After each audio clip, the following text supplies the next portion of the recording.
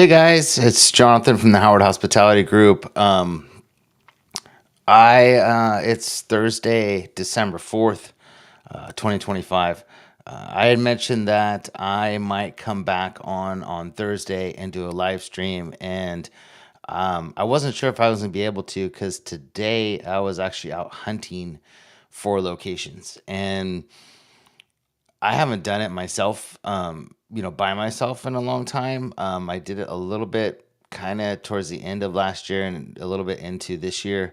Um, but I haven't done it a lot. And I had to do it all by myself today. And I got to tell you, it's pretty grueling. I forgot how tough it is. Usually I go out with Amelia, um, and she really likes doing the pitching. So she loves, talking to the owners and doing all of that stuff. And so normally I'm kind of just there as like support. I don't really sometimes I talk too much. According to her, I shouldn't, insert myself as much as I do.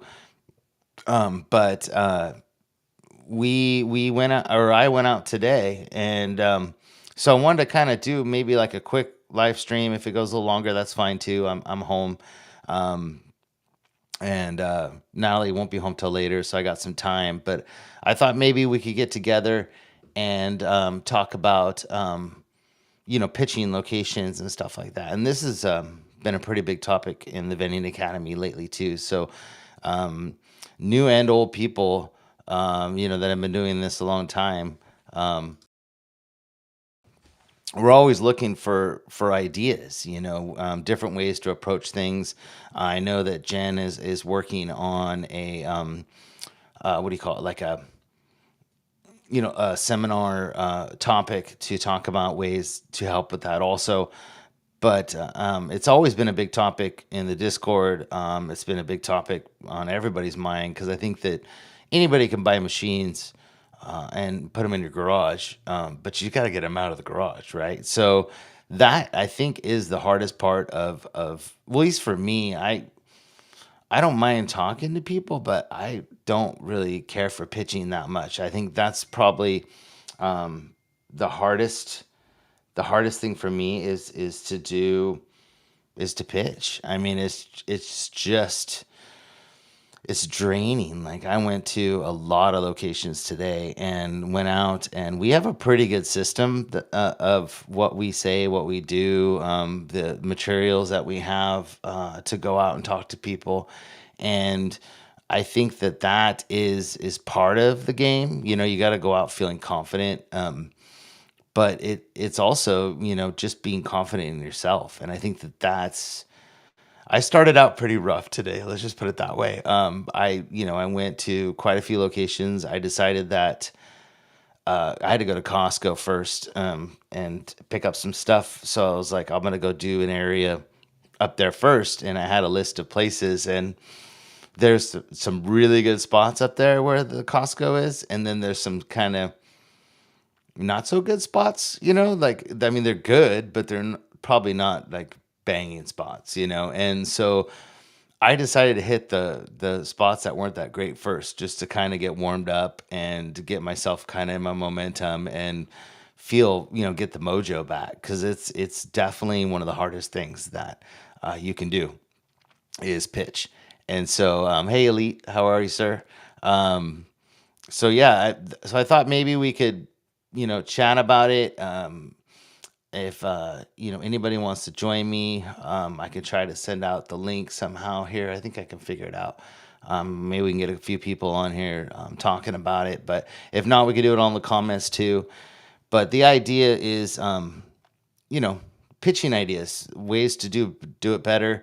I could talk about kind of how we do it, and we deep dive. Like I said, we deep dive into this a lot more in the academy, in the Vending Academy, and I think that's probably where most of it will reside. There is, how to create a flyer in there. There's all kinds of stuff to learn, and to help you guys. And David did a really good video in there in the classroom that talks about how to get your first location. So that's kind of covered by him in the academy, and he's really good at it.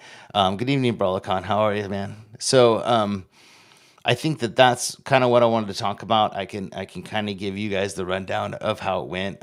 Some of the objections that I got, I did pretty well. I got a really good spot, and then today I got to say this part of this too is that I think it's all timing. Like I'm 100% timing, and I got really lucky today with a lot of people, owners being there and just timing. It was like because I've been to probably half of these locations already once, and this is me circling back. And these are ones that I hadn't done with Amelia, so I figured that I would circle back with them because they weren't in town when I did all of these, and I thought maybe I could circle back and just kind of revisit them. So the first one that I did today, hey Frank, it says, should you wear a suit when pitching? Two-piece, three-piece, or tux? I wonder if I can show these. Oh yeah, there we go. So I wore this. I wore some shorts, some flip flops, and then we have these. I got these. I ordered. They're like Adidas pullovers, and then it has our logo. I don't know if you guys can see that or not, but it has our logo on the side. And then I brought one of our polos with our logo in case I got too warm. But it was pretty chilly today. By standards of where we live, so this is what I wore today: is shorts, flip flops, and this. I don't necessarily think that you need to dress up that much. I think it's all about the vibe of kind of who you are. I'm not a dress up guy. I mean, if you guys know me, when you go to Vegas and you see me in Vegas, I'm always wearing flip flops, shorts, and no matter how cold it is outside, I'll just have a big thick sweatshirt on or something. So I'm a flip flops and shorts guy pretty much year round. And so that's just my vibe, and I think it honestly helps with people because when I walk in, the only thing that they really I think realize is that because Amelia uses her iPad, and she does her pitching on her iPad, and I'm old school, so I don't have it here, it's out in the car, but I have like it's just a 1 inch. It's a leather 1 inch binder, so it's a little nicer with stuff printed out in it. And so I use that. So really, the only thing that would kind of tip them off that I was kind of salesy at all would be my binder that I'm holding in my hand. And then when I go up and ask, for the person. So, so Elite says, I try to go for that Step Brothers interview look or when that's awesome. And then he also said, let's see. Oh, he wrote it. Oh, it just did it twice. I wonder why it did it twice. That's weird. Or maybe you rewrote it. Okay, I got it. So the Dumb and Dumber tuxedo look, yeah, the blue with the ruffles, awesome. And the other one was yeah, same thing. Yeah, gotcha. So so me, I'm I'll usually wear my polo just because I feel like polo's sort of dressed up, but not over the top obnoxious dressed up, and then usually shorts and flip flops. If it's cold or I'm gonna be walking a lot, I have my Hokas I'll wear or something because I don't want to. My feet might be cold, but today was halfway decent, and so I just wore this on the top. So when I go in, I really don't feel like the first thing I always get is when you go to a place and you're all dressed up. I think when they look up and they see you, you immediately they're on the defense. They're gonna have that look on their face like, oh great, what's he selling? Um, and I usually try to like crack a joke or say something funny. So when I'm standing there kind of watching stuff, even if it's something as stupid as like, oh man, you guys are busy, huh? I really don't want to take a lot of your time or what, I just try to do something funny and smile and just to get them to smile and then not have to be, like have that weird kind of vibe going on. So, that's kind of what I start with. I always try to do something funny, and I'm smiling usually the whole time when I'm talking to them. And so I just introduce myself. and just tell them, this is what we do. And then I ask them if, I kind of either I ask, sometimes I'll just kind of say, hey, my name's Jonathan, and I'm from the Howard Hospitality Group, and we do, mini claw machines or amusement games in bars and restaurants and that kind of stuff. And is the owner here, or is, that kind of thing. So then that way it feels like, it feels not as like, is your owner here and I don't want to talk to you. Like, I think that you should, definitely feel like they should feel like they're important too. And I think that when you go and you say, you just immediately bypass them because they could be the owner. So you don't really want to always just ask that up front. Amelia does, straight up. She just straight up asks, is the owner here? That's just how she starts her conversation. You know, that's the way she goes. So that's the kind of the way that I start things. And then I got some people in here making comments. Let's pull this up. So, hey, miss the old vending Discord. Yeah, I think we all do. I think that there's a serious funk right now in all the Discords, and I don't know what's going on. I don't know if it's just certain people bringing people down.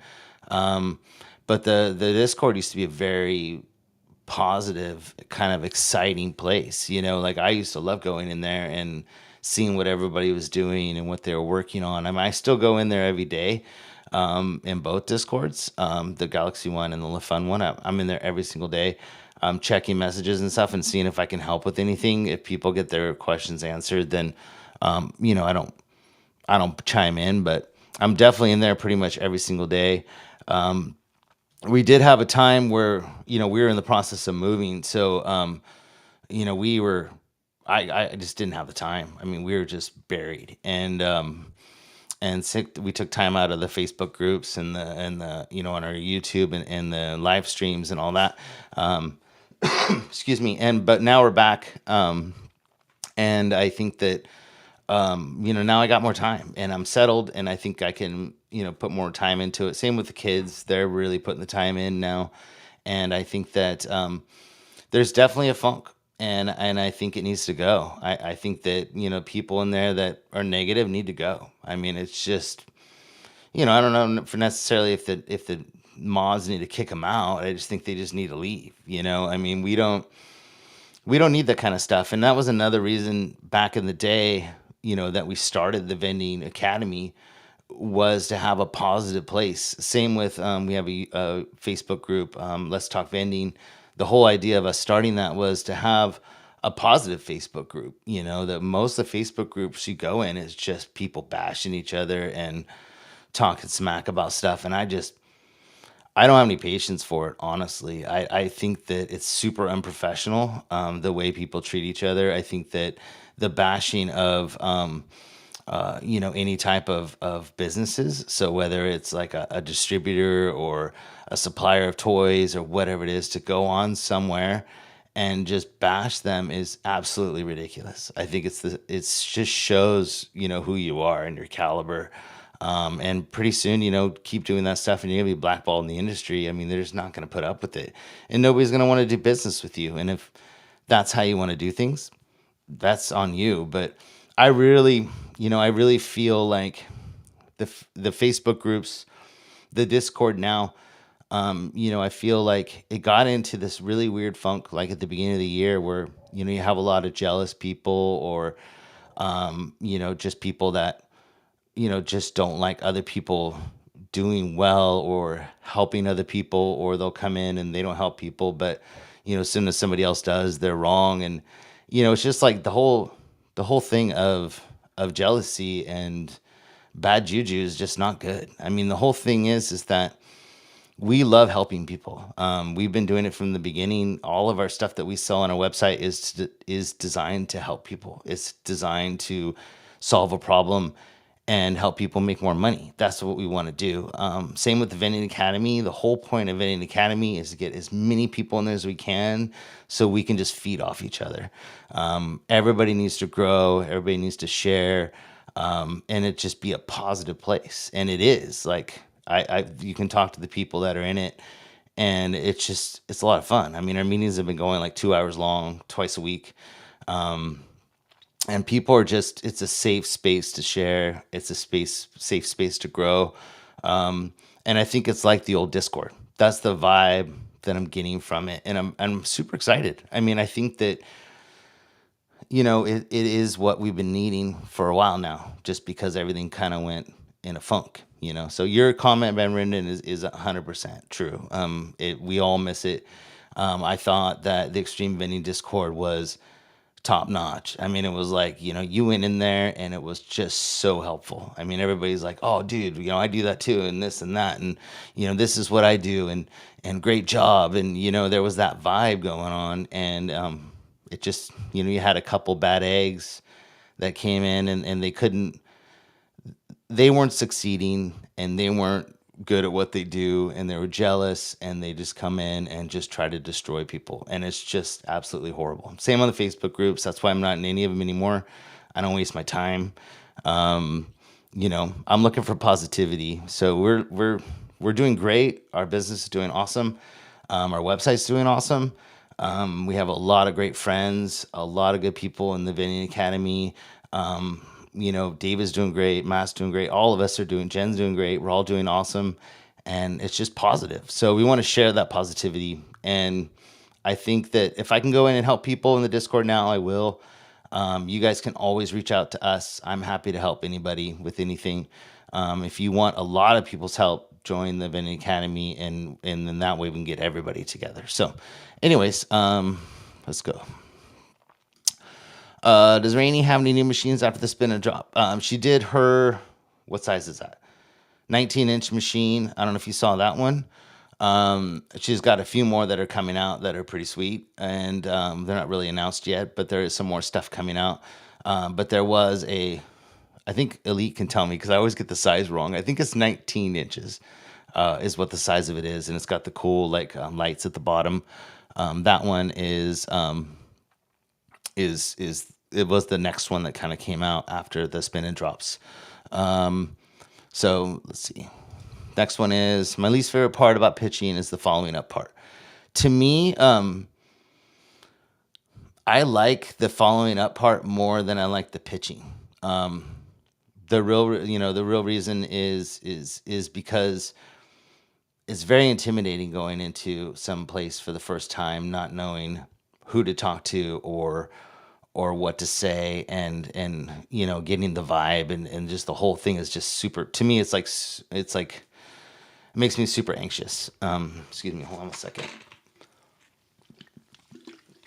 So the following up part I actually enjoy, because that's usually, I feel very good about what we do, and I think that a lot of the time when you go into a place for the first time, they don't even know what you're talking about. They don't know how it works. They don't know, anything about the machines. And I think that when you go back for the second time, that now that they've got it kind of in the back of their brain, and they've seen it, or they may have seen it somewhere else, or it's kind of more familiar to them. I love that part. I love going back and pitching again, and nailing it. I mean, to me, if I don't get a no, like we talked about in the Vending Academy of the day, there was a guy that told Amelia, no doesn't mean no. No means not right now. That's what he told her. So he goes, I'm not gonna tell you no. He goes, I'm gonna tell you no, which means what? And she's like, not right now. And he goes, yeah. He goes, not right now. He goes, but I want some information, more information. Can you send me this and this? And he goes, I'll follow up with you, or if you don't hear from me, come back in a week. And he goes, so it's not no, but it's not it's not right now. So I think that is, if you don't get an absolute no, to me that's a positive. I feel good about that, and I keep those on a separate list to follow up. And that's what I did today. I was always following up. So Frank, it's not your fault. Has nothing to do with you, man, and you know that. It's just bad people. So there used to be such good info for fixing machines, pictures and stuff. Yeah, when everything got transferred over and moved, a lot of that stuff went away. But it can all be rebuilt. Plus now, even with us, like how we run our machines, the new minis, like the new Mega Minis and stuff, they're different than the old Mega Minis 6 months ago. So there's constant improvements. So it's kind of a good thing to there's a lot of there most of the stuff that was pertinent, like that long term, has been pinned to in the Discord. So like things have been pinned on the channels. But things that, a lot of the things have changed though. So that can be good or bad, I guess. Let's see, one more bam Brendan. Excuse me again, guys. Sorry. My wife and I started a claw machine business last year because of the Discord. Our business is super successful, but we feel super alone now with that group gone. Yeah. Well, there's still the fun group in there, and there's still the Extreme Bending the Galaxy Games Discord. Like I said, and then now we have an academy. So if it's totally up to you where you want to go. But I check all three. I mean, I'm in all three. And I think the most positivity we get, is in Vending Academy right now. I'm not super happy with the vibe on either Discord, to be 100% honest. And I have conversations with the guys about this almost 2 to 3 times a week and just people that are in there that are just, they've been doing it like a year, and all of a sudden they're experts on everything. And we've been doing it. This is almost our 6th year, and we still don't know everything. So I'm the first to tell you that I'm not an expert, and I don't act like I know it all. But there's people that are in there that have been doing it for like 6 months. There's people I've seen on Facebook, like that thing came on my thing the other day. There's some guy that's been in the industry like 8 months, and he's selling like a $4,000 class.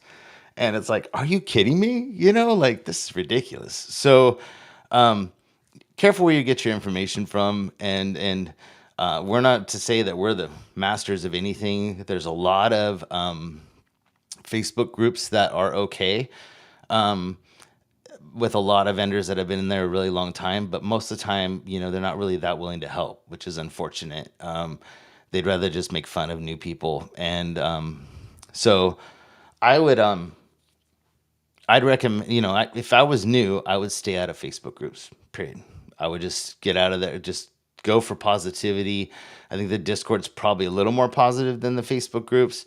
But I would try to stick with people that are positive. If somebody gives you a bad comment or whatever, just stay away from those people. They're obviously unhappy with their lives, and they're not enjoying themselves. And this business is supposed to be fun. I still try to remember that every single day, that we're in the business of fun. This is what we do. We're putting out games for people to play and have a good time. And I think that people forget that. And so if it's not fun, then and those people aren't fun, then don't waste your time. And that's why it was nice to take a little break for a while. Work on our stuff, our family, our route, our new route, and to fix a lot of the stuff on our old route and just kind of grow. And it's nice to be back and have some excitement and positivity. And I think that that's what we need right now. So let's see. Next one. How did you build your website? Ours is actually, we got our domain off GoDaddy. And as part of getting your domain, they offer you a free website. And we pay for the commerce part of it. So we paid so people we can take payments, and for the fact that so we can take payments, and also that we pay for some marketing stuff on it. So we can do Instagram posts, Facebook posts, but otherwise it's free as part of doing the domain. And it's really simple to build. And so if you go to GoDaddy and get a domain name from them, that's how we did our website. It was really simple. I didn't use a template. I kind of created it from scratch because I used to be like an old school like Dreamweaver guy, like back in the day. So I like building websites that are my own, not for other people. Because I get on mine, I'm super OCD, and I would probably take too long to build somebody else's because I can't. I'm super hyper focused. So, but that's how you do it. Just GoDaddy. So. Yep, Galaxy Discord is good. I think that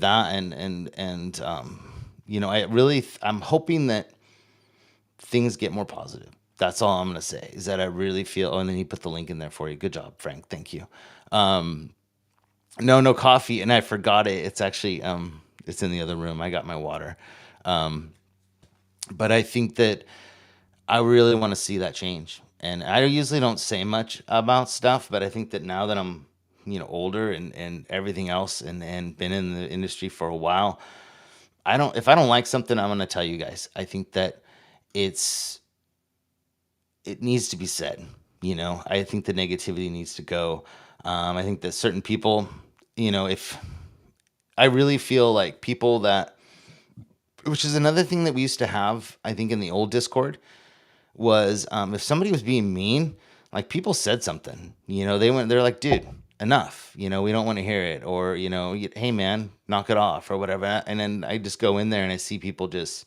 There was one comment of bashing a company the other day, and I'm like, how is like I don't understand how that's even accepted and okay. Like, I mean, that would be the same as attacking a person as attacking a business. I mean, you can say that you had a bad experience or whatever, but the way it was written was just like, oh, they're horrible and this and that. And it's like, that's not what we do. We don't need that kind of vibe. We need a positive vibe. And I think that if you had a bad experience, sure, share it, and tell people why. But to constantly, every 3 months, pick a different company to start bashing, just because you're angry about they didn't do something for you, there's probably a reason that they didn't do something for you. So I would focus on the positive. So let's see. No coffee, no. Hi, everyone. Hey, Glenn, how are you?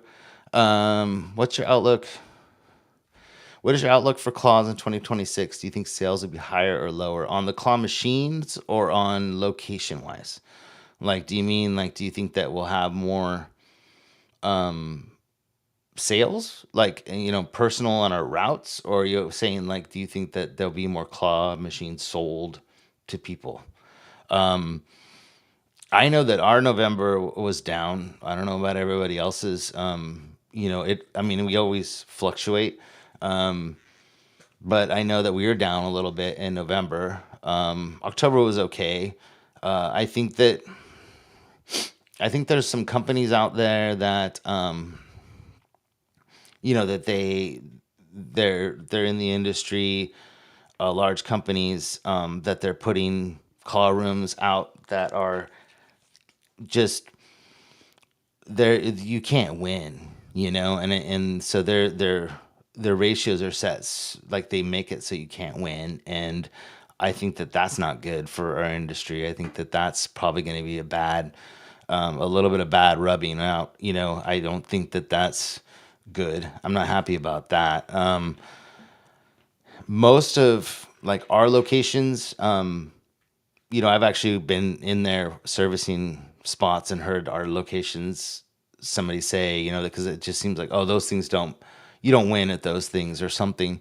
And I had, one of the servers at the restaurant was like, oh no, you win on their machines. You win a lot and whatever. And so I don't think we've ever gotten that that vibe, at our spots. But I think that it is a vibe that's out there from people in the public, that they go to. There's like, I don't know if you guys have Wincos where you are, but we have like these Winco grocery stores around here, and like every time you walk in, or I think it's when you walk out, actually, there's like a row of like, I think it's 6 or 8 machines, large machines, and nobody wins. I mean, it's like the same balls have probably been in there for 7 years.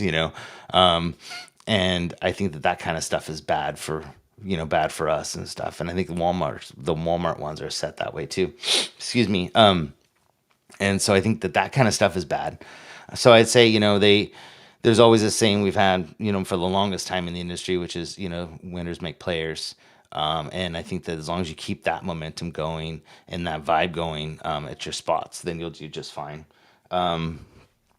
So I think that we're not. I haven't seen a slump in our overall sales. Like, I mean, we're about the same. I mean, we've added more machines to our routes, so we've gone up. But as far as like the ratio, I think we're pretty much the same as we were the past, I don't know, at least 4 years. Because I mean, the first couple years, you're still trying to figure out things and everything else, and we just, we've gone up every year, and I think that's the same this year. So, hey 720, hey Mike, how are you? There you go. Shout out. See, that's what I'm saying. Is that comments like that is what I'm talking about. You know, when you help people and you spend your own time doing videos or like at the academy, or you do you're on the phone with people. Like I don't know how many times I'm on the phone with people during the week, which now it's like easier to get a hold of me during via email. But that's what it's about. It's about helping people and people appreciating your help. And I think that there's a good example of that. And that's the vibe we need. We need more people wanting to help people because people appreciate it. And I think that that's 100% awesome. So let's see. Yeah, here we go. That's exactly what I was talking about, Mike. Is those machines? Um, they're putting a bad taste in people's mouths with claw machines, which isn't good. Um,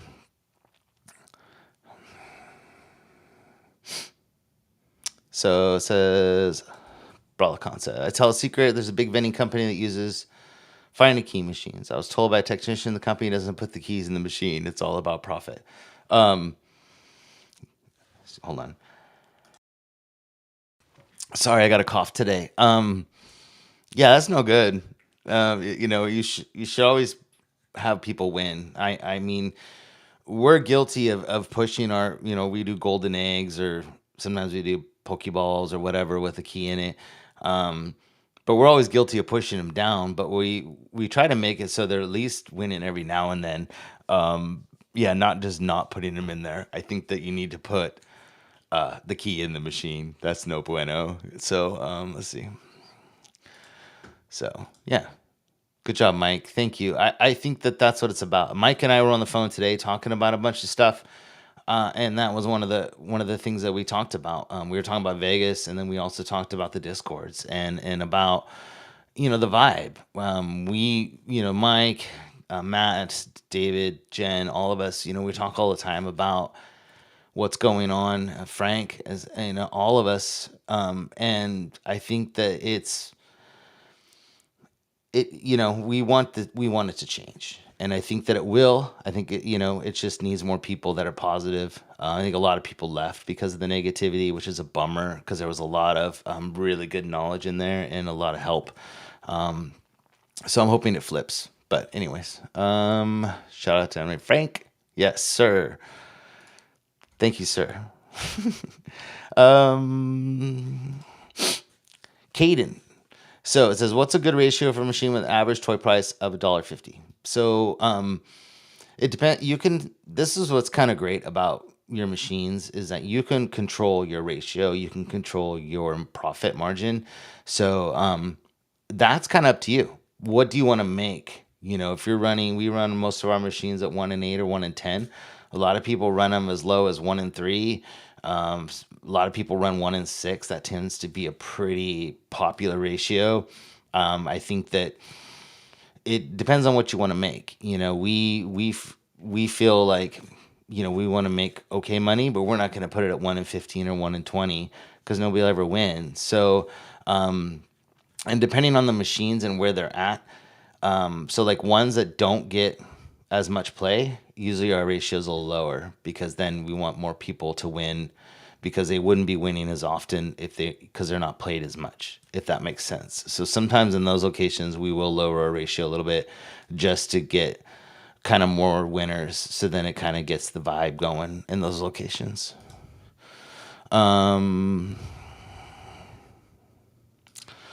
Says David was the ultimate to help people, but I think he went silent because people were trying to steal his biz. Hate people sometime. I think that David can answer for himself, but I think that David has been expanding like crazy. So he was like us in the fact of both of us disappeared right around pretty close to the same time. And the reason was, and we had the conversations, Jen, him, I, Matt, all of us, because we were all going into these big expansions and changes. And so we all kind of took a break at the same time, mostly because we were all busy. And he's like probably the most busy. I mean, he's got a huge amount of stress now because he's so busy. So most of it, with everything else, he just didn't need the headache with anything. And I think that he needed a break too with all the other stuff because he needed to focus on his route. And he's growing the claw rooms. He's been expanding like crazy. We're going to be bringing back the live streams at the beginning of the year. So probably first or second week of January, we'll be starting again with all of us. That's the plan, anyways, or what we're talking about. It's not set in stone, but we think that's when we're all gonna come back. And but I don't know about the stealing of business and stuff. I think that his main focus was like ours was, which was going back to basics and let's grow our business and not worry about all the other crap. Like it's just too much to focus on. The negativity was just ridiculous, and we don't waste our time with that. Like it's just not. And David's got really good mojo. He's got really a huge amount of positivity. Matt's the same way. Jen's the same way. Like we just want to be positive, and I think that when all the negativity's around, it's just better just to do your own thing, you know. And so yeah, let's see. Next comment says, "Are you thinking of opening a claw room?" I'd love to at some point. Like I said, we just got done expanding a bunch of machines and starting a new route and moving. So we just now settled, and I think we got to figure out where we're at and what the market's like and where would it go and what do we want to do. So that's probably somewhat. I mean, people are doing great with them. I think if they're done right, they're awesome. I've seen a lot of horrible ones, but I've also seen some really good ones. And I think that if it's done right, you can make really good money. And but it has to be the right location. It has to be the right demographics. There's a lot to it. It's not just like throw some machines in a store and open it up and hope for the best. There's a lot of research that goes into it and a lot of money. So I think that's the biggest thing is you're going to put a lot of money in there and it's going to go into one spot. So depending on how much time you have and how much you want to be at the location. So like a lot of people open claw rooms and they just may have cameras and not be there. Do you want to risk that? Will your insurance cover that? But I think that you got to think about if you're going to pay an absorbent amount of money to open a claw room, is that money better well spent buying those machines for your route? That's the kind of stuff you got to weigh are you tapped out in locations that you can't get any more locations? Then maybe do a claw room. If you feel like anything near you and you don't want to go any further, then maybe it's time to open a claw room and then you can just focus on that and just have your small route. And so I think everybody's a little different, where they're at in their growth process and where they want to be in 5 years. But I think I think a lot of people get excited about the idea of opening a claw room, and people are saying they're doing crazy numbers and whatever, which I don't know how much of those numbers are true. So you better be careful where the numbers come from and what they tell you. Because a lot of people in this industry too like to gloat about how great they are and all that. And I don't know necessarily how true certain numbers are. So I think that you need to be careful of that too and realize how much you're going to make and then realize you're going in the hole and you got to make all that money back before you start actually making a profit. So you can make 5 or 10 grand a month, which is great, but how much in the hole are you to get it open? And then how much of your time is spent being there? How much is your time worth? All those kinds of things. So there's a lot to consider. I could go into a huge deep dive about claw rooms. So we were going to open one up before we ended up doing all the other stuff. And I went into it hard and I had, about 10 Excel spreadsheets and numbers and exactly how to do it and research and stuff. So I know I know it pretty well in and out. Also have some really good friends in the industry that have done it, and I think that I got a pretty good grasp on it. But it needs to be right, you know. So, anyways, Sean says, "Hey HSG, I'm in Texas. I need a decal for every location I place machines, but sometimes when a machine doesn't do well, I want to move it and it creates a headache." Oh, do you mean like you're branding them for each location? Like you're not doing a generic machine, like you're not doing like a galaxy theme or like an aliens theme or whatever. You're doing like, um, is that what you're saying? So if you are doing like if you're decaling each location with their own logos and stuff, um, that does make it difficult. But the wraps are removable. I mean, you just heat them up and peel them off, but you got to buy new wraps for each one. I don't know if that's what you mean. Um, oh wait, let me go back. He wrote another thing here. Hold on a second. It says,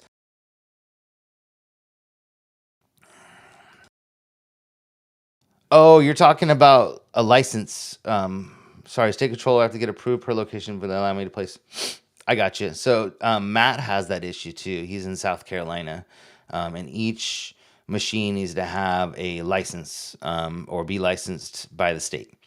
So that's might be what you're talking about. So depending on the state, each one sometimes they do, and so a lot of route operators, I think even Matt's the same way, where like it has to be worth it for him to put a machine out. If he's gonna be paying, I think it's $100 a year or $200. I don't know how much is for the stamp. It's like a stamp, I think they call it, not a sticker. That's why I was confused.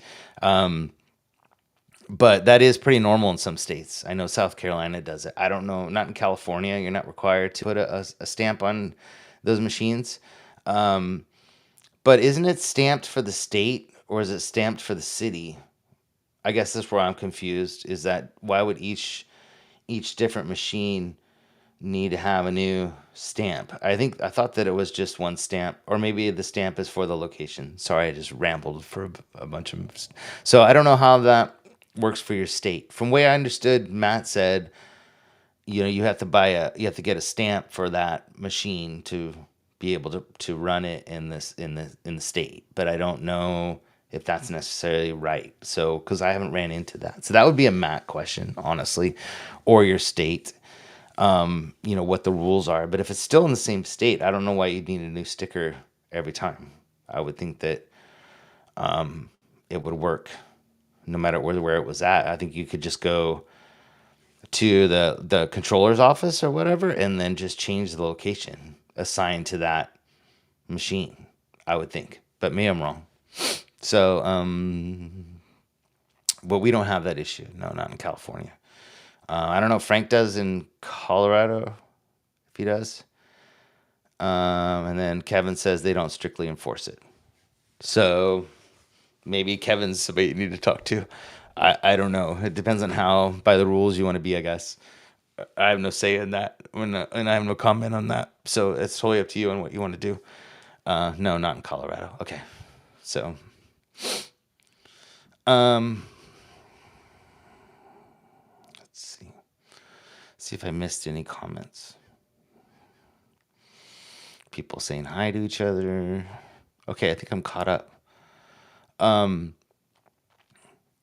so yeah, so this is great. This reminds me of our old live streams. This is what I like to see. This is kind of reminds me of the Vending Academy too, because there's a lot of positive people in here, a lot of good questions. Um, I think that's what I really like about the Vending Academy. Has like a community, like a kind of like a bulletin board, and you can post like comments and questions and stuff in there. And a lot of people have been doing that, and I think that that's a really cool feature. It's kind of like the Discord where you have, but it's not categorized. So like it's just all the comments go in there. Um, but I think that that's the school platform's pretty good. I think it works pretty good. We have the classrooms and stuff, and it seems to go good. Oh wait, Frank said, or I mean, Mike said, Yes, in Colorado we do, but they don't strictly enforce it, and each machine is supposed to have a 10-cent sticker on it with all the machine's owner's information. So, of how to get in touch with you, probably. So, if they do have a state guy that comes by and doesn't see the stamp on it, then he knows how to get a hold of you. I'm guessing that's what that's about. Um, yeah, so you're supposed to, in Colorado, you're supposed to. So, same thing as Texas, I guess. So, Mike, is it by city or is it by state? And if you get one, what do I want to ask? If you get a stamp, and then do you put the location of where the machine's at? And then can you change that? Or do you have to buy a whole new stamp every single time? That would be super annoying if you had to buy a stamp every time you moved it. But to me, it would seem like it could be numbered to a location.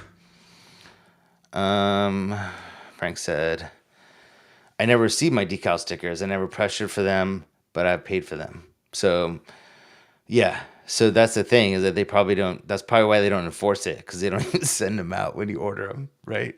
So, yeah, that's just it. So, and then Frank also said, in state, cities are different and up to the city.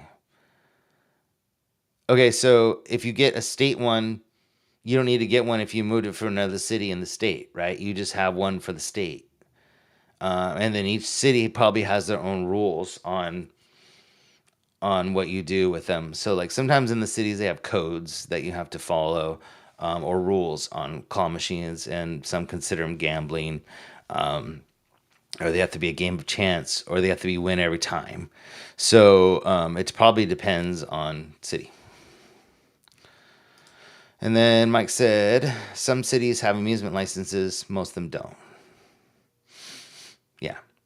So sometimes you need to get a license to do amusement in that city.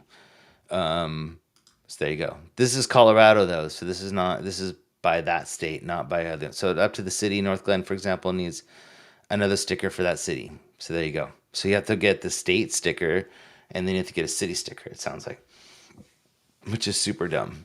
So we don't have that issue in California, but right now they're actually trying to outlaw claw machines in California.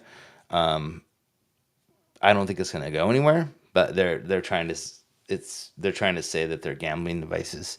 But claw machines have been around, I mean, forever. Over probably over 50 years at this point. So they'd be putting a lot of people out of business. You know, a lot of businesses in California out of business, or they'd all have to switch to winner every time, which would be a huge pain in the butt. But it can be done. But then also California, that's why I don't know how far it's going to go, because California has always been a very pro small business state. Like it's huge in about small businesses and stuff. So I don't think they would do that to them, but I may be wrong. The next one from Mike. So I can go on our state page and order how many stickers I want for 10 cents a piece, and then just put them on all my vending machines, whether they're snack or soda or claw machines. There you go. Well, they're only 10 cents a piece. So that's not that bad. See, that's different than what Matt was talking about. Like his were pricey. I think it was like $100 a year per machine or even more. So and maybe it's a different type of stamp that he's talking about, because it's pretty pricey. So yeah, Frank ordered his stickers 4 years ago and he still hasn't gotten them. So yeah, not good. So you can see why they probably don't enforce it. But I'm sure if they wanted to, they could. Yeah, Sean says it's $60 per machine at the most. So I guess the question is, Sean, is once you get one for the state, like why would you need to get one every time you moved it? I guess that's my question. So do you know that for sure, and why? I guess. Um, for Cali, it's by city incorporated locations, but county if it's unincorporated location. Yeah. So, and I haven't. Maybe you have, Elite. I haven't had an issue up north or down here with with any of the counties or anything having weird rules on claw machines. I don't know if anybody has in California. I'm sure there's probably some, but I haven't ran into that yet. So, um, Caden says Oklahoma 75. There you go. I think Matt's like $100. I don't know. Maybe I'm wrong, but I heard. I think he told me. And I just remember it was high. Let's see. My paperwork. So Sean said my paperwork I have to submit to the state has to have address included where the machine is operating.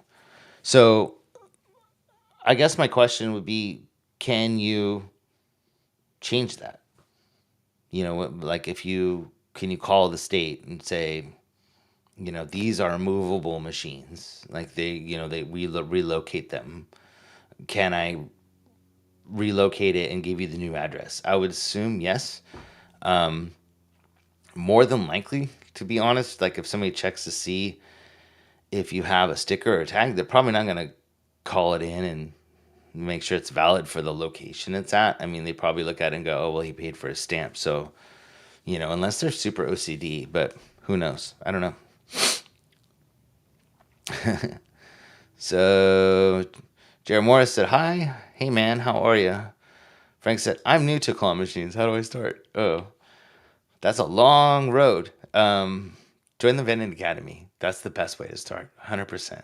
I'm super excited about it. I'm sorry I keep talking about it, but I just feel like we're all having a good time and it's very positive and I'm really enjoying that. So, otherwise, join the Discords, find a mentor of some kind if you can that can spend some time with you. But in the Discords, maybe meet some people, do some networking, that kind of thing. Just like I said earlier, just stick with people that are positive. If you reach out to somebody and they're like, dude, I don't have time for you, then don't waste your time. They're not going to help you in the long run. And so I would focus on, the people that they're going to help you and be positive. So next one is him. Sean said, oh, yeah, he's going to look into that. Yeah, so if you can just change the location, that would be awesome. I would assume that if it's paperwork, I think they would let you. Because, like, what happens if the restaurant moves, or whatever? Like, you can't just have to buy a new stamp because the restaurant opened in a new location and it's for that restaurant. They're going to make them buy a new stamp. I don't know about that. Yeah, this is what I was saying. Not a way to change the address. That's what I was wondering if on the website you go on there and you could change the address. Okay. Impro Cards says, I want to purchase a sticker machine so bad to sell Pokemon cards here in Rhode Island, but I know it'll be pricey and have so much to research to protect myself besides looking and have to do so much research to protect myself besides looking for locations. There's a lot to selling Pokemon cards in a sticker machine, so I think a lot of people don't realize that you can buy them. I think it's ANA where they're actually stuffed in the cardboard sleeves already. But if you've ever heard Matt and I talk, like we always send each other funny pictures because we'll be sitting there watching TV, stuffing Pokemon cards in cardboard sleeves. You've got to stuff. We do two at a time. I don't know how many Matt does, but we do two cards at a time.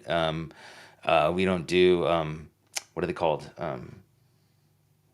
I can't think what the name of the energy cards and stuff. We don't do any of that stuff. It's all cards, and we get from PA Pokemon Pools. His info's in the Discord, or you can order them. He sells his Pokemon card packs on our website, or not a pack, but a big old thing of cards. It's better to order them from him direct in the Discord because we have to charge him the fee for the website to process.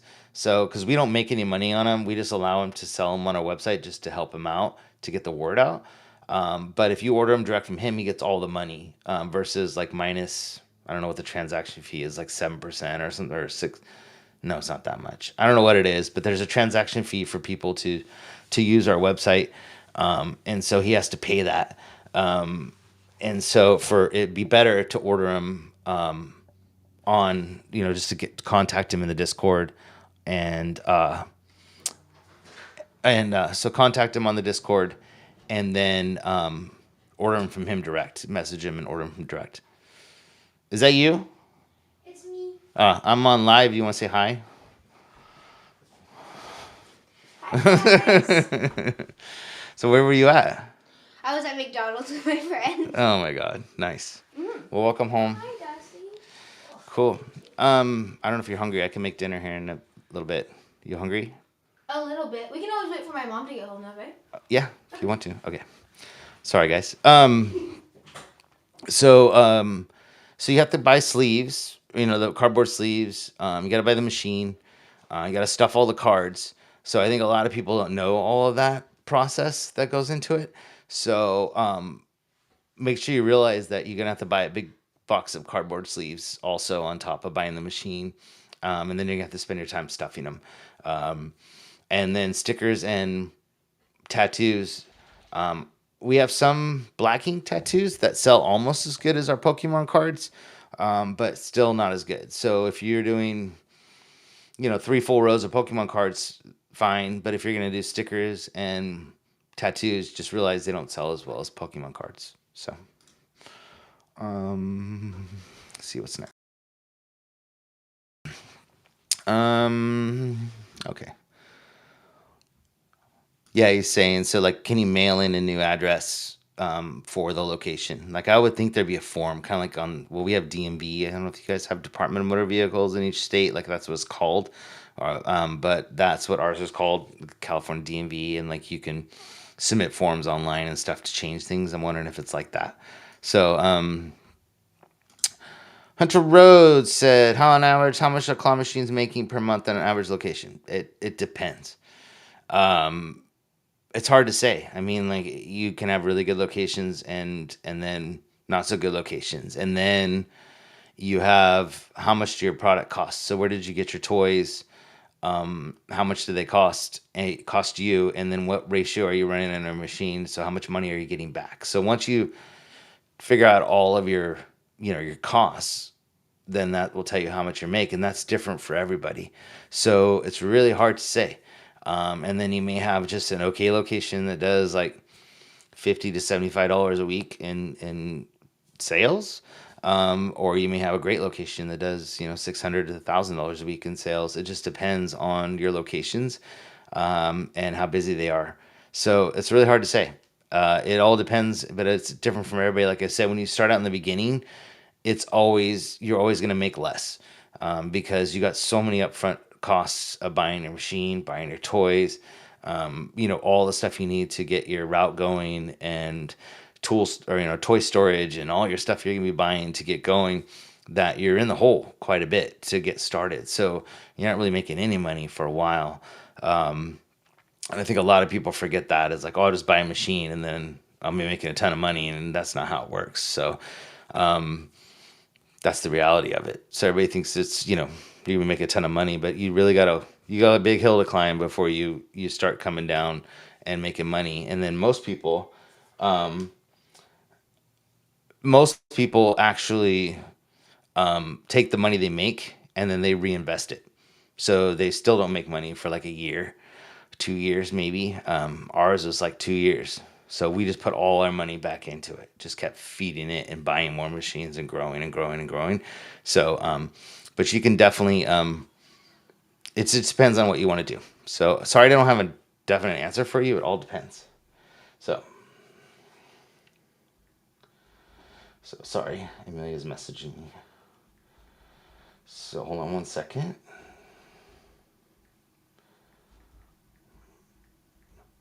Okay. All right. Let's see. So there we go.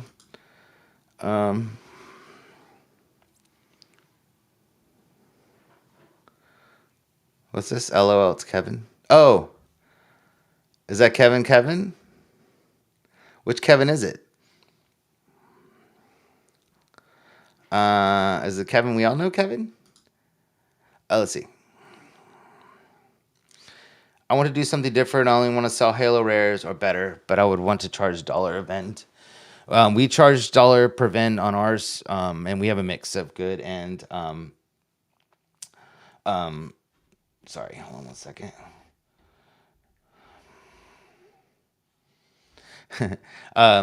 So we run regular, and we have some halos in there mixed in, quite a few actually. When we get them from PA Pokemon Pools, we request quite a few halos in ours. So we do have a lot of halos, and like I said, we don't do like energy cards or any of that crap. So I don't think you necessarily need to sell like super rares and stuff in order to charge a dollar. I mean, we charge a dollar and for per card per set of two cards, and we don't even tell them there's two cards in there. We just say it's a dollar, and they buy them. And so if you did sell it like that, then you make sure you put a sign on there that says, Halo rare or better in every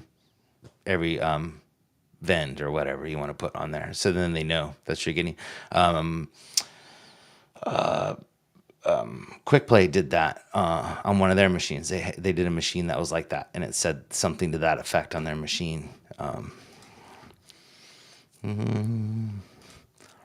Yeah, she's quite a bit taller now. Amelia's grown quite a bit. She's still pretty short, but she's a heck of a lot taller than she used to be. So yeah. Um, oh, nice. Yeah. I mean, I wouldn't say you have to do super fancy, crazy cards. You just want to make sure that they got some good ones in there so that the people come back. Um, are the walk-in collection videos coming back? We don't do collection videos anymore. So Matt does those. 720 Vending, Mike from 720 Vending does those. David doesn't do those anymore. We don't do those anymore. There's a lot of reasons for it. We just don't do them. I try to shy away from those kind of videos. I'm more into like teaching people things or learning stuff from people and sharing it and that kind of thing. So, but they do. Matt does collection videos, and Mike from 720 Vending does collection videos on their sites, on their YouTubes. Sean said, "What's the secret to getting locations to say yes? It's so hard." True. That's what I was. That was what we're going to talk about today, but I've actually got to go in about 15 minutes to get dinner ready. But we're not gonna have time to go over that. I think we're gonna be talking about it in the Vending Academy this week, tomorrow maybe even. We got a meeting tomorrow at 3. So, but we cover that topic a lot in there because it is probably the hardest thing to do, and I can deep dive into that stuff more.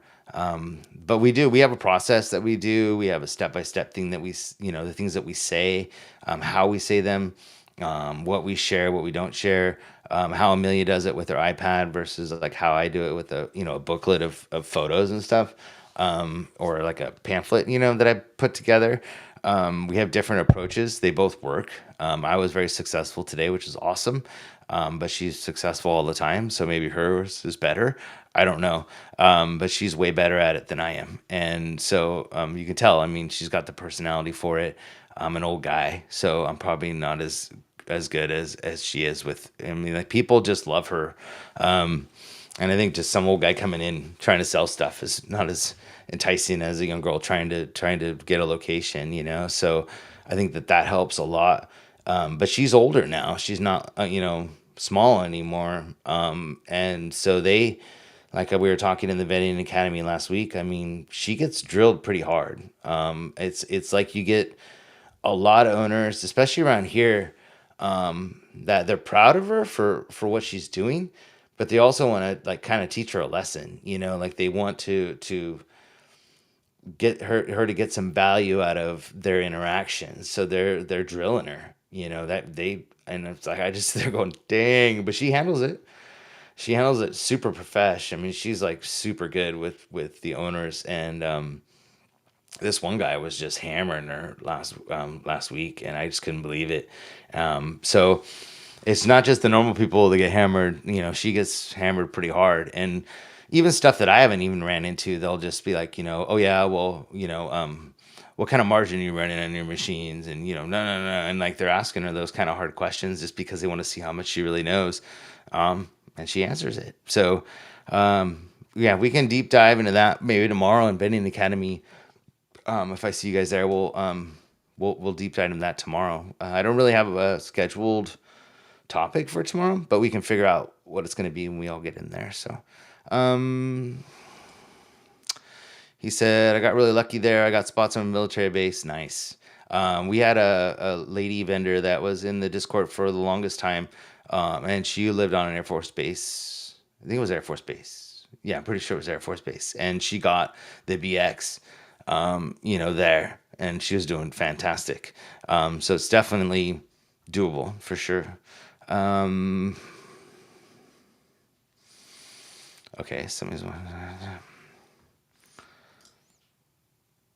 You don't think $1 event is no $1 event is not too much for a Pokemon card. Well, we do a pair. I mean, we do 2 cards, but no, they pay for it. They have no problem paying $1. All your bulk stuff nowadays, you should be running at 50 cents. Nobody runs anything at 25 cents anymore. So everything that you're running, whether it's like 1 inch capsules, 2 inch capsules, it should be 50 cents or more. And even gumballs should be 50 cents minimum. It's in a lot of people that I know, and actually a couple people in the vending academy told me they're going up to $2 per play on their claw machines. So I mean, it's just, everything gets higher every year, and people realize that. I mean, it's inflation. So it used to be everybody's like, oh my God, you can't get more than 25 cents for a gumball. And now it's like, what do you mean you're not switching to 25, or, to 50 cents? So everybody's like, oh, you're behind the times. So anyways, Sean said, HSG, love your channel. Thanks, man. Appreciate it. Thanks for what you do. I'm listening to your old live stream on route drives, trying to listen and learn. Yeah, especially with Matt and David and Jen. There's a lot of knowledge in those three. I don't know how much I have compared to them, but they have a lot of knowledge. So definitely cool to listen. It was really neat. I was talking to one of the bigger companies in the industry, because I'm trying to get him to do a Zoom call with all of us in the academy, and then I want to do an interview with him on the YouTube channel. And he's like, "Oh man, I like your podcast," and I'm like, "That's cool," like nobody would ever thought he listened to all of our podcasts, and so that was pretty neat. So hopefully I just think things take time. Same with Discord. I think it's gonna turn around. I'm hoping to be more positive. I'm sure the Vending Academy will get huge. I have a feeling that they're looking for something like that, something positive. And I think that that's what it is. So I'm hoping that grows. J.R. Moore says, do you have any used claws? Like for sale? I don't know what you're asking. So we do have some medium stuff for sale currently. Some galaxies and sweet treats that we're trying to sell right now, which are in really good shape. They only got like a year of use, so they're really nice. But we just don't have a spot to put them. The restaurant closed that we were in, and so we need to find somewhere to put them. Let's see. 2 Pokemon cards for $1 fair. Yeah, I mean, I think so. 2 cards per vend. There are halos in there. I don't know if they're extremely rare, but there's quite a few halos in there. I think that the kids pay for it. I mean, it's the same with anything Pokemon and the machines. They do really well. I just I just started with claw machines, and I'm in the vending academy. Yeah, well, he didn't just start with the claw machines, but he is in the vending academy. So yeah, we do have some sweet medium machines with lots of extra parts, and because I had bought extra parts for them and power supplies and claws and all kinds of stuff that go with them. So I've got the whole setup for those. I don't have any minis because we're gonna. I think we got 2 in the garage up north where Sam is, and those are going out on location.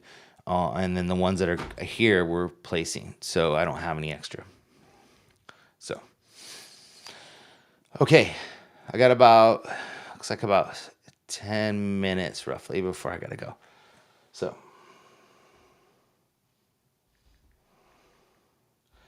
just answering me while you guys come up with more questions. But yeah, I think that anything else I wanted to cover, I can think of. Not really. like I said, meeting tomorrow if you guys are interested. We do 2 meetings a week. Plus, there's all the stuff that's in the classroom to watch. And then I was talking to Elite Claw today. No, yesterday. Yesterday, because I was cooking yesterday. And he gave me some ideas on some stuff for doing videos for the classrooms. I think that he's also going to do some stuff. I'm hoping Frank will create some stuff. He's got some machines that need a lot of work that he was going to do some live Zoom calls and stuff. Excuse me. And so I'm hoping he's going to do that because he's got two different machines that both have issues, and he was going to go through them one by one and see if we can guess what the problem was and how to fix it, and then fix it while he's on the stream. And so I'm looking forward to that in the academy. Let's see. Does the Vending Academy have a suppliers list for products? Yes, it does. There's a huge one on there. So I posted that in there a couple days ago, actually, and it's got all the U.S. suppliers, all the major ones.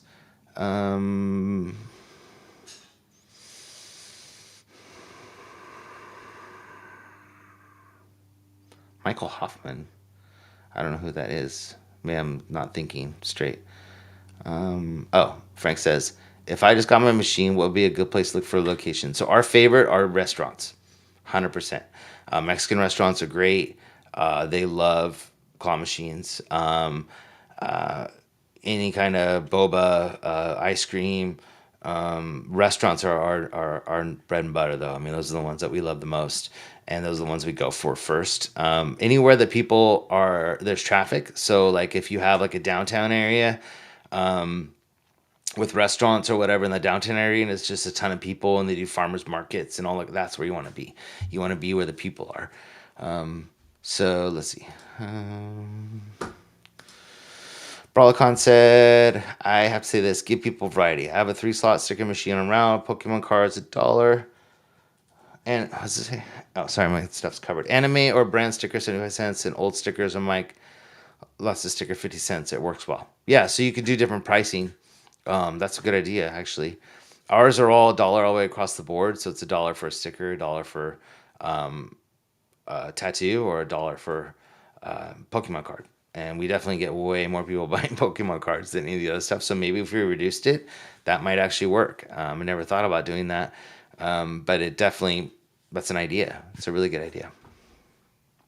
That being said, I bought out old vendor supplies and sticking to the next. Yeah, so that's why you can probably do them less. So we order our stickers and our tattoos are all new from like Flatline or SSM Vending or even why is my brain not working? All Star Vending. So those three are all have really good tattoos and stickers, and you still got to pay shipping plus the cost of the stickers. Plus you got to buy the little advertising paper or whatever that goes in the window, the window sticker. So you got all those costs too. So that's why we just stick with $1. But that's a good idea. Ellie said, "What parts should we order for our machines?" Oh, that's a good one. So I have a list that I use every single time. We've kind of stocked up on most of our stuff now, so I don't order parts every single time anymore. But when I was ordering machines, because we just got into using the Mega Minis a little over a year ago, roughly. So when I started ordering them, I would order extra parts every single time because then they're free to ship. So they just come inside the machine. But I would always have at least 2 extra gantries on hand, 2 extra power supplies, at least 1 DBA, and 1 coin mech, if not more. We stock the little displays where the joystick is. We have a board. We only have 1 board on hand because those don't really go bad, so we just keep one. The gantries, we order the full gantry. It's like $60 on a Mega Mini for the whole gantry. We keep also in stock joysticks, buttons. What else is in there? We have those little like white things that hold the the little plastic dividers on because I've lost those somehow sometimes. So I bought a little. I got a little pack of those from her. Um, Extra screw packs. What else do I get from her that I always have on hand? We got a huge tub, so I ordered. I paid. I don't remember what it was. She gave me a deal. I ordered like pretty much every single piece on there of plexiglass, like or that might be glass. I ordered in plexiglass. So I ordered extra divider plexiglass. I ordered prize locker in plexiglass. I ordered, so all of those. I have a couple of those now of the, where your joystick and your button is. Those crack all the time. So I don't know if people hit them or if things fall on them or what, but those always crack.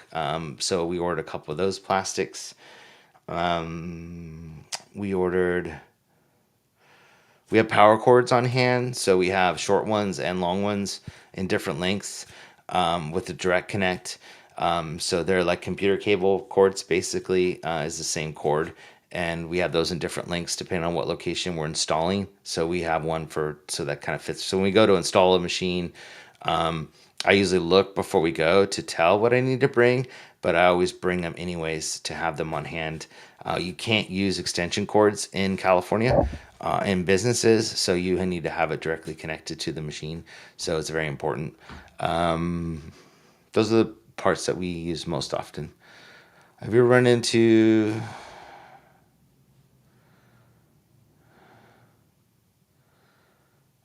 Are you?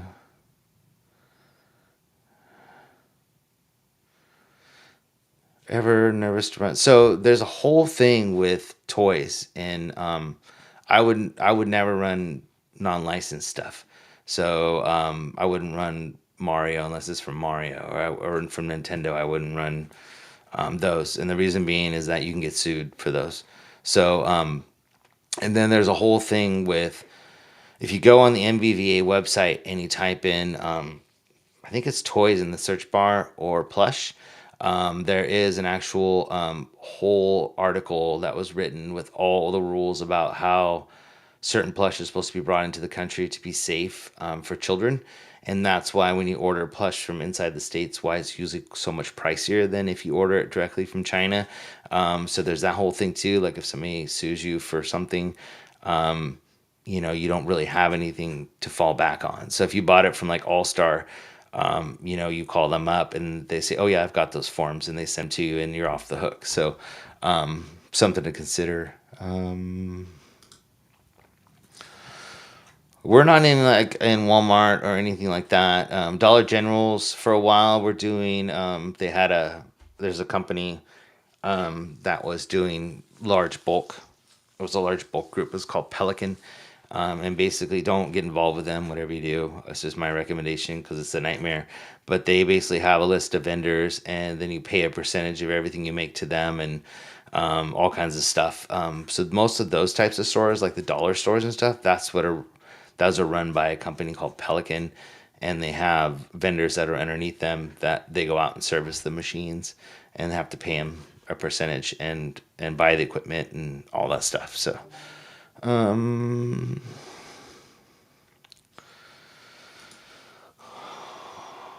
Claw machines. How much are claw machines going for? So, let's see. So minis. What sizes?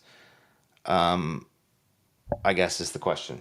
So, it depends on what size you're looking at. Minis run anywhere from like I would never order from Alibaba, like from a company you don't trust. But you can get them as low as like $400 for really crappy quality ones, up to something in the States, which is going to can run you up to like 20, almost $2,000 by the time it's delivered, which is ridiculous. So anywhere between that range for minis.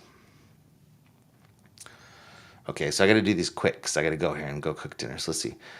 Assuming equal from a 500 experience, which makes more money, a mini claw or a Pokemon? Oh, 100% mini claw. Mini claws make way more money than sticker machines. Sticker machines are a slow go. Anything bulk is slow go. Claws are way more active. And crave it all depends on the toys. Yep, stickers. So, yep, Same thing. It depends on what you put in it. So, but I've never seen any of our sticker machines, even with Pokemon cards, outperform a claw machine ever. Um, our minis do really well compared to sticker machines. Um, Yep, there you go. Fire marshals will unplug your machine with an extension cord. It needs to be plugged directly into an outlet. Yep. So California is like ridiculous. The California fire marshals are, they do not screw around when it comes to that. So that's why I see all these people are like, oh yeah, like they're balking on our advertising screens and Facebook, and they're like, just put a power strip inside your machine and wire that in, and then plug them in. And I'm like, yeah.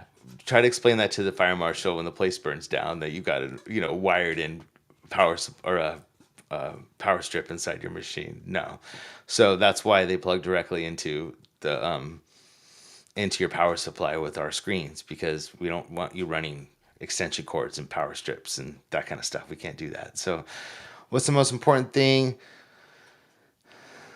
to obtain outside of locations and your supply? Your LLC. Get your LLC. That's probably and get insurance. Those are the two things that are probably the most important things that you'll want to get. And the reason being is that if anybody sues you, they'll come after the LLC and not you. And then you need to have insurance in case something happens. Or if you want to do events and stuff, you can have $1 million liability, and then that allows you to do special events and things like that. So those are probably my other two most popular. Thanks. So Frank said, I've asked for an HH for a while now. Yeah. Well, sorry, man. He's saying Mega Mini. How much? Oh, how much are they going for? Roughly between 700 and 800 delivered, depending on where you live. And it depends on if you upgrade to like a stacker or if you add a different topper. But standard Mega Minis are about $750 to $800 delivered, depending on what your options are. So that's kind of just a standard one. But once you add some, I have a video on options for ordering them and what you can add to them, and there's some pretty cool stuff that you can do to them. What's for dinner? It's actually I'm warming up soup that I made like 4 or 5 nights ago, but I have to do bread also, so I have to put the bread in the oven and all that. And Natalie's going to be home here in like 10-15 minutes. So, but it's just lime or what is it? Not split pea. It's lima. Is it lima? Why is my brain not working? It's a bean soup, but I can't remember what beans it was. Let's see. Thank you all for your help. No problem. Does anyone know where the USB plug-ins are on the Extreme Minis? So they came out with some that were supposed to have them, but I don't know where they put them. But they had said they were going to do them, but I don't know if they did them on all of them. Like if you got a used one or something, they're probably not on there. So it just depends. But I thought they were right inside, but I don't know for sure. So I never knew where he put them. So, anyways, all right, you guys, I gotta run. Hopefully, I'll try to do at least one of these a week. Hopefully, I'll see all you guys on the in the vending academy. Love to see you guys. This is what we do in the vending academy, where we do it for like 2 hours straight, just talking about vending. Love to have you guys, and yeah, and we'll all work together to do that. So yeah, gotta run. All right, you guys, have a good night. Thanks for watching. See you next time. Bye.